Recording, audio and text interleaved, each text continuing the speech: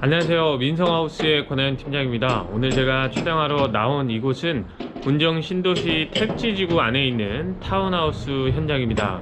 여러분들 운정의 라땡하우스라고 많이 들어보셨을 겁니다. TV에도 광고를 많이 하는 타운하우스 현장인데요. 여기는 가격대가 좀 상당히 높게 책정이 되어 있습니다. 현재 거의 8억대에서 옵션을 추가하면 9억대까지 올라가는데요. 오늘 제가 촬영해서 소개해드릴 이 타운하우스 현장은 운정에 있는 그 라땡하우스보다 가격이 거의 50% 수준입니다. 물론 평수와 옵션에 따라서 조금씩 차이는 있기는 하지만 가격이 상대적으로 라땡하우스보단 좀 저렴한 터라 여기를 많이 찾으시는 것 같더라고요. 그래서 오늘 제가 다른 타입을 촬영해서 소개를 해드리겠습니다. 영상 시작할게요. 입지 조건 간단하게 말씀드리고 내부 영상 소개하겠습니다. 현 위치는 신도시 택지지구 안에 있다라는 말씀 드렸는데요. 초중고가 주변에 모두 포진이 되어 있습니다. 도보 7, 8분으로 통학이 가능한데요. 초등학교만 2020년 9월에 신설될 예정이니까 초등학교는 9월 이후에 통학이 가능하고요. 중고등학교는 입주하고도 바로 통학을 하실 수가 있습니다. 또 바로 앞에 제2 자유로가 있는데요. 차량으로 2분이면 이 자유로를 탈 수가 있습니다. 이 자유로를 타고 서울 상암까지는 약 30분 정도가 소요가 되니까 서울까지의 접근성도 좋다, 이렇게 볼 수 있는 위치입니다.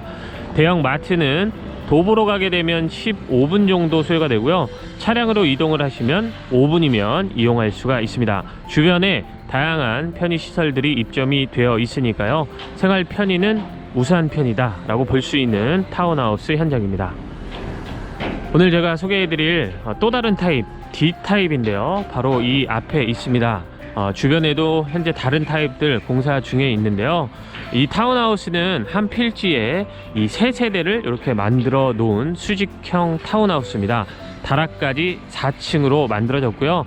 철근 콘크리트 골조입니다. 외장은 와이드 파벽돌과 징크, 스타코를 적절히 혼합을 했고요. 도시가스 상하수도 당연히 가능합니다. 전체 대지가 한 필지로 묶여 있긴 한데요. 구분 등기가 가능하다고 합니다. 한 세대가 대지 30.8평 정도로 분리가 되어 있고요. 전용 면적은 33평입니다. 국민주택 사이즈를 조금 오버했기 때문에 취득세는 1.3%가 발생이 됩니다. 실사용 면적은 69.6평입니다. 오늘 소개해드릴 세대의 주차 공간입니다. 2대 주차할 수 있는 자리가 이렇게 확보되어 있습니다. 세대 현관 바로 옆에 이런 공간도 있는데 여기는 자전거 등을 보관해서 사용을 하시면 좋을 것 같습니다. 실제 이 옆 세대가 이런 용도로 사용을 하고 있더라고요. 세대 현관문은 방화문입니다. 삼성 제품의 도어락이 설치가 되어 있고요. 세대 현관은 가로 세로가 좀 여유는 있는 편인데 이쪽이 살짝 이렇게 사선으로 꺾여 있습니다. 뭐 꺾여 있다기보다는 살짝 이렇게 비스듬하게 되어 있고요. 신발장은 전체 3칸인데 이렇게 가운데가 분리가 되어 있습니다. 그래서 6칸으로 활용을 할 수가 있습니다. 중문은 철제 프레임에 삼연동 중문이 설치가 되어 있습니다. 오늘 제가 제목을 재미난 구조의 타운하우스다 이렇게 지어봤는데요. 정말 독특하고 재미난 구조입니다. 자, 하나씩 살펴보겠습니다. 먼저 계단이 여기에 설치가 되어 있는데요. 거실로 올라가는 계단을 시작으로 해서 쭉 다락방까지 연결이 되어 있습니다. 한쪽은 이렇게 벽으로 막아둔다기보다는 수납장을 채워놔서 수납 공간으로 활용할 수 있게끔 해 두셨습니다. 또 1층은 주방 전용 공간입니다. 그래서 방이나 욕실은 따로 없습니다. 먼저 이 위에 이렇게 시스템 에어컨 하나 만들어져 있고요. 이 창을 크게 만들어 놨는데 이 창을 통해서 바깥으로 출입을 할 수가 있습니다. 이 창호에 대한 설명은 위에 올라가서 다시 하겠습니다. 주방은 디귿자 주방입니다. 동선이 최적화되어 있고요. 현재 식탁은 이렇게 설치가 되어 있는데 이렇게가 아니라 아일랜드 식탁 가운데로 해서 이렇게 세로로 배치를 하셔도 좋을 것 같습니다. 주방의 바닥은 무광 타일로 전체 시공이 되어 있습니다. 주방의 수납 공간 상하부장이 다 채워져 있기 때문에 기본 이상 수납이 가능한 주방이다 이렇게 보시면 되고요. 한쪽에는 냉장고가 빌트인 되어 있습니다. 그럼 메인 냉장고는 어디에 드나요? 할 수 있는데 잠시 후에 설명을 다시 드릴게요.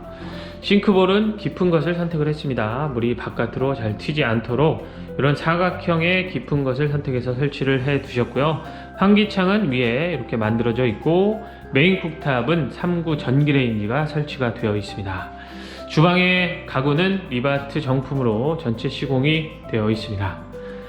자, 이렇게 주방을 한번 살펴보셨는데요. 메인 냉장고는 바로 이 옆에 다용도실에다 설치를 하시면 됩니다. 다용도실 바로 옆에는 이렇게 인터폰 하나 설치가 되어 있는데요. 각 층, 2층, 3층까지는 인터폰이 모두 설치가 되어 있으니까 방문자를 굳이 내려오지 않더라도, 올라가지 않더라도 모두 각 층에서 확인할 수가 있습니다. 다용도실은 이렇게 냉장고 자리 하나가 확보가 되어 있고요. 공간은 이 정도가 되는데 처음에는 여기에 수도가 하나 설치가 되어 있길래 혹시 세탁기를 여기에 두나 했는데 그렇게 두고 쓰기에는 좀 어렵겠더라고요. 왜냐면 이렇게 수납장들이 여기까지 다 채워져 있습니다. 그래서 1층의 다용도실은 온전히 주방의 연장 공간으로만 사용을 하시면 좋을 것 같습니다. 세탁실은 3층에 전용 공간이 따로 있었습니다. 이렇게 문이 하나 있는데 열어보니까 이 뒷마당, 아주 작은 뒷마당으로 연결이 됩니다. 여기는 기존에 제가 소개를 해드렸던 전원주택의 마당처럼 쓸 수 있는 공간은 아닙니다. 그냥 뒤로 연결되는 이런 작은 뒷마당 정도가 있다라고 보시면 되는데요. 이 수도가 설치된 이유는 바로 여기를 청소하기 위해서 이렇게 설치를 해 두신 게 아닌가 싶습니다. 현재 이 뒷문 시건 장치가 열쇠로 열게끔 되어 있는데요. 이게 좀 불안하시다 하면 나중에 입주를 하고 나서 번호키로 교체를 하시면 되겠습니다. 자, 이렇게 다용도실을 살펴보셨는데 혹시 이런 질문 하실 수 있을 것 같아요. 그럼 도대체 김치냉장고는 어디에 두나요? 예, 저도 그 생각을 했는데요. 제가 지금 처음에 여기에 이렇게 식탁이 놓여져 있다 말씀드렸는데 이렇게 놓고 써도 좋을 것 같다 라는 얘기를 했습니다. 그 이유가 이렇게 놔야지만 이쪽 한쪽에 김치 냉장고를 놓고 써도 공간이 좀 어색하지 않을 것 같아서 그런 말씀을 드렸던 겁니다. 아무리 봐도 김치 냉장고는 이 한쪽에 이렇게 놓고 사용을 하셔야 될 것 같습니다. 자, 이렇게 해서 1층의 주방 공간부터 살펴보셨고요. 이제 2층으로 올라가서 본격적으로 거실과 침실 등을 확인해 보겠습니다.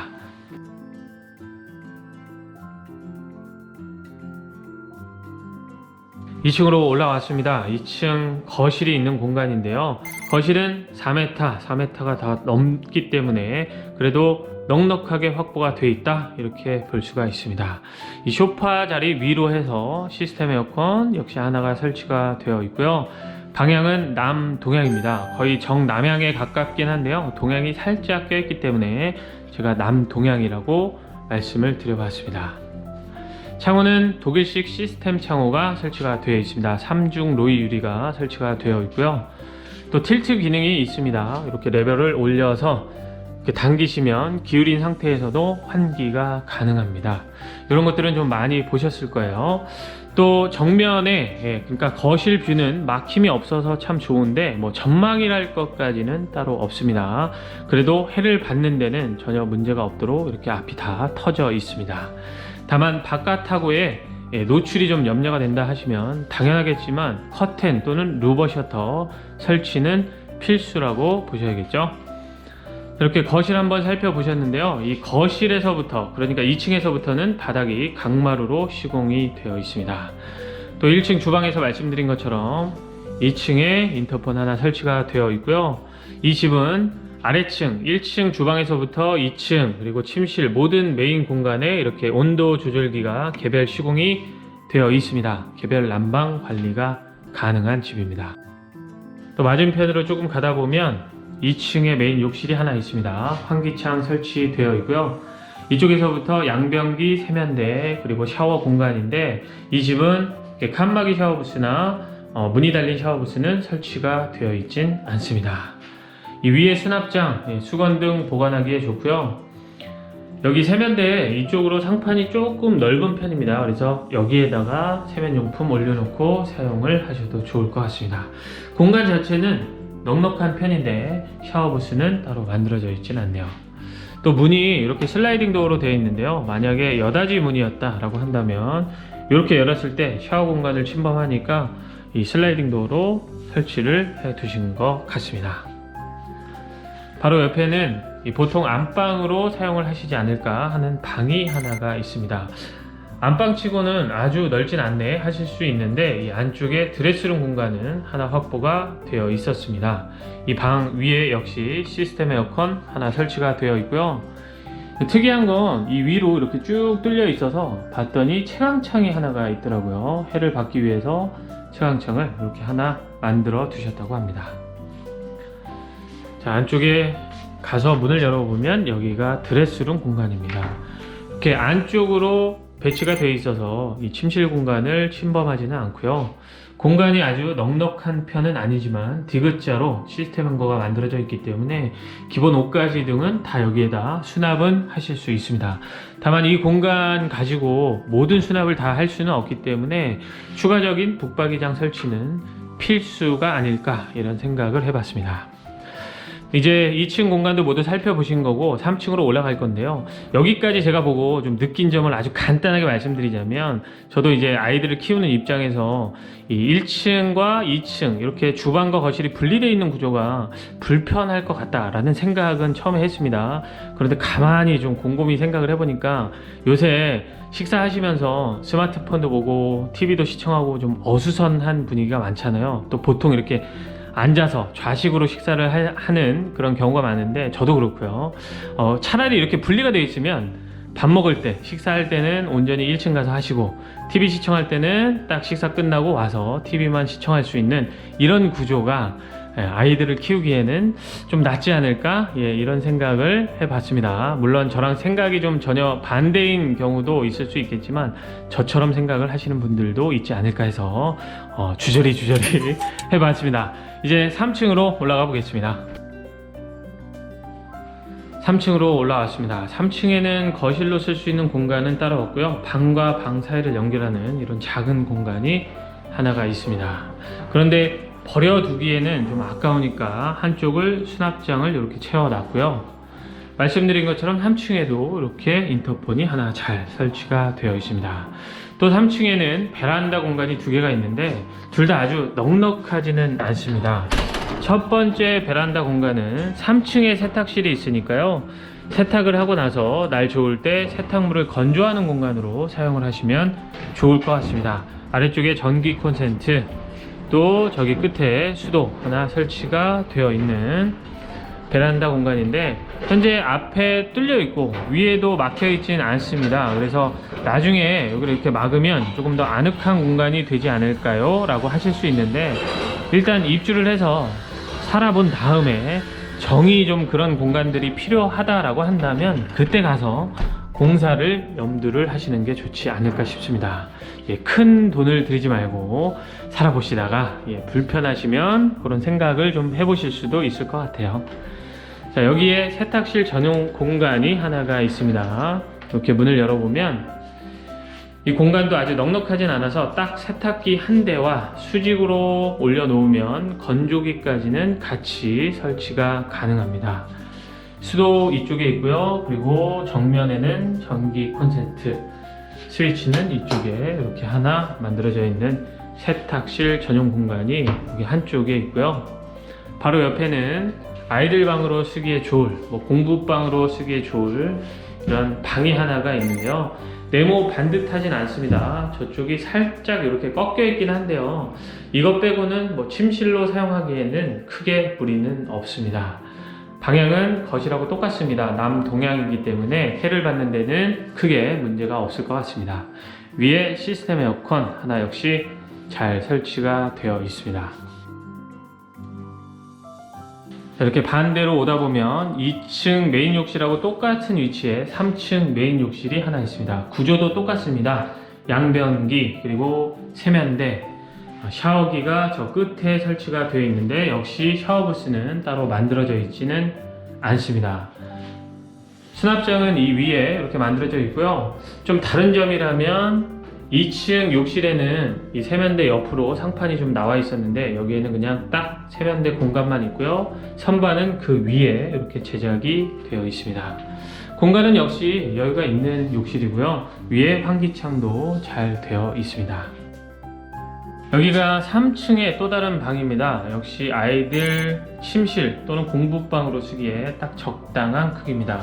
그런데 이 방도 이렇게 사선으로 살짝 꺾여 있습니다.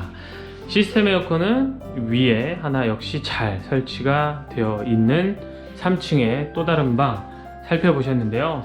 두 번째 베란다가 이 방 바깥으로 하나가 있습니다. 말씀드린 것처럼 여기 역시 공간이 넉넉하진 않습니다. 첫 번째 베란다보다 조금 더 작은 공간이니까 활용도는 그렇게 크게 있어 보이지는 않고요. 이 바깥으로 해서 연결된 문이 하나가 더 있는데 여기에 보일러실이 있습니다. 이 보일러실도 넉넉하진 않지만 계절용품들 기본적으로 보관하기에는 좋습니다. 수도 역시 하나 설치가 잘 되어 있는 보일러실이 이 바깥쪽에 이렇게 설치가 되어 있습니다. 이렇게 해서 3층 메인 공간도 모두 살펴보셨고요. 이제 다락이 있는 4층으로 올라가 보겠습니다. 오늘 왠지 댓글에 무릎 나가겠다 이런 댓글 달릴 것 같은데 제가 이런 얘기 하면 또 안 다실 수 있어서 제가 민망해질 수 있으니까 꼭 달아주시면 좋겠습니다. 드디어 마지막으로 살펴보실 다락방으로 올라왔습니다. 이 다락방은 제가 예전에 소개했던 타입하고는 다른 점이 바로 보일러 난방이 된다는 건데요. 예전 타입은 전기 패널이었습니다. 그런데 이번 타입에는 이렇게 다락방도 보일러 난방이 가능하도록 설계가 되어 있습니다. 다락방 메인 공간은 이 안쪽에 있는데요. 이 안쪽 공간은 층고가 좀 낮은 편입니다. 그래서 성인이 온전히 서서 활동하는 목적의 공간으로 사용하시기에는 무리가 있어 보입니다. 아이들의 놀이방이나 주로 앉아있는 시간이 많은 서재 등의 공간으로 사용을 하시면 딱 맞을 것 같습니다. 그리고 바깥에는 테라스가 있으니까 이 테라스를 보고 영상 마무리 하겠습니다. 바깥으로 나오면 이런 자투리 공간이 있습니다. 뭐 화분이나 장독대 같은 거 보관하시고 사용하시면 좋을 그런 자투리 공간이 하나 있고요. 메인 공간은 바로 여기가 됩니다. 전체 사이즈는 먼저 좀 표시를 해 드리겠습니다. 네모 반듯하진 않지만 그래도 이 메인 공간 사용하시기에는 뭐 크게 무리 없는 그 정도 크기의 테라스가 확보가 되어 있고요. 한쪽에 전기 콘센트, 수도 역시 잘 설치가 되어 있습니다.